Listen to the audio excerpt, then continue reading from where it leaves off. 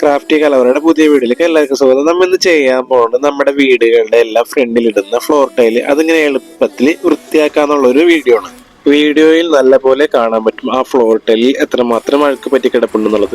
അപ്പോൾ നമ്മൾ അഴുക്ക് കളയാൻ ആദ്യം വേണ്ടത് ഒരു ചൂലെടുത്തിട്ട് അതിൻ്റെ ഉൾഭാഗത്തുള്ള മണ്ണും പൊടിയെല്ലാം നല്ലപോലെ വൃത്തിയാക്കി ഏകദേശം ഇതുപോലെ നമ്മൾ വൃത്തിയാക്കി എടുക്കണം. നല്ലപോലെ മണ്ണും പൊടിയെല്ലാം അടിച്ചു കഴിഞ്ഞതിന് ശേഷമുള്ളൊരു വീഡിയോ ഉണ്ട് ഈ കാണുന്നത്. ഇനി നമ്മൾ ചെയ്യേണ്ടത് നമ്മൾ അടിച്ചു കളഞ്ഞ ഭാഗത്ത് ആ വെള്ളം വെച്ച് നല്ലപോലെ ഒന്ന് കുതിർത്തിയെടുക്കുക. എന്നാൽ മാത്രമേ നല്ലപോലെ അഴുക്ക് പോകത്തുള്ളൂ. അതിന് വേണ്ടിയാണ് നമ്മൾ ആദ്യം നനച്ചെടുക്കേണ്ടത്.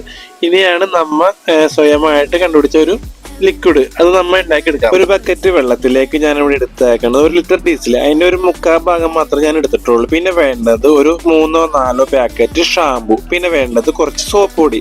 ഇത്രയും മാത്രം മതി നമുക്ക് ഈ ടൈല് നല്ലപോലെ ക്ലീൻ ചെയ്തെടുക്കാം. ഡീസലും ഷാമ്പുവും പിന്നെ നമ്മൾ എടുത്ത കുറച്ച് സോപ്പ് പൊടി, ഇത് 3ഉം കൂടി ബക്കറ്റിലിട്ട് നല്ലപോലെ മിക്സ് ചെയ്തെടുക്കുക. അപ്പൊ ചിലരുടെ എല്ലാം സംശയമായിരിക്കാം ഡീസൽ താഴെ വീണാൽ തെന്നി വീഴില്ലെന്ന്. ഇപ്പോൾ ഡീസൽ മാത്രമാണെങ്കിൽ തെന്നി വീഴും. നമ്മൾ എടുത്ത വെള്ളത്തിൽ ഡീസൽ നല്ലപോലെ ലയിപ്പിച്ചെടുക്കണം. മാത്രമല്ല നമ്മൾ ഒരു ബക്കറ്റ് വെള്ളത്തിൽ ഒരു 3/4 ഭാഗം മാത്രമേ, ഒരു കുറച്ചളവിൽ മാത്രമേ ഡീസൽ ഒഴിക്കുന്നുള്ളൂ. ഡീസൽ നമ്മൾ എടുക്കാൻ കാരണം നമ്മൾ എത്ര ഫ്ലോർ കഴുകിയാലും അതിലുള്ള അഴുക്ക് എത്ര കഴുകിയാലും പൊന്തി വരും, തെളിഞ്ഞു വരും. അപ്പോൾ ആ തെളിഞ്ഞു വരാതിരിക്കാൻ വേണ്ടി ഒരു ഡീസലിന്റെ ഒരു കനത്തിന് വേണ്ടിയാണ് നമ്മൾ ഡീസൽ ഉപയോഗിക്കുന്നത്.